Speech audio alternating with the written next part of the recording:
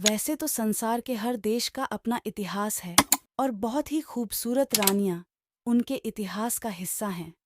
लेकिन बात जब हमारे देश के इतिहास की आती है तो ऐसी कई रानियों के नाम हमें याद आते हैं जो खास तौर से अपनी बेमिसाल खूबसूरती के लिए ही जानी गईं। इनमें से कुछ तो अपने समय में पूरे विश्व में सबसे खूबसूरत स्त्री भी मानी गई हैं। आपने यकीनन कई राजा महाराजा की कहानियां सुनी होंगी, लेकिन आज हम आपको इतिहास की कुछ हसीन महिलाओं के बारे में जानकारी दे रहे हैं जिनकी न सिर्फ बहादुरी बल्कि खूबसूरती के भी लोग दीवाने थे।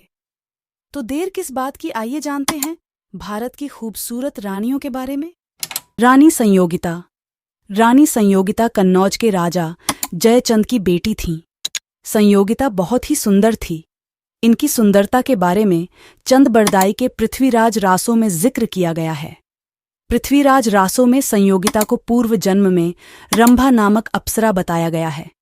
संयोगिता की सुंदरता के चर्चे दूर दूर तक थे। इनकी शादी दिल्ली के सम्राट पृथ्वीराज चौहान के साथ हुई। रज़िया सुल्तान। शमशुद्दीन इल्तुतमिश की बेटी रज़िया सुल्तान दिल्ली की सल्तनत पर राज्य करने वाली एकमात्र महिला शासक थीं। इनकी खूबसूरती के साथ इनकी बहादुरी के चर्चे भी दूर दूर तक थे। रज़िया ने मुगलों की पर्दा प्रथा को तोड़ा था। खुद पुरुषों की तरह रहती थीं। इन्हें अपने की गुलाम जमात उद्दीन याकूत से प्रेम हो गया था। रानी लक्ष्मीबाई। रानी लक्ष्मीबाई बेहद खूबसूरत थीं।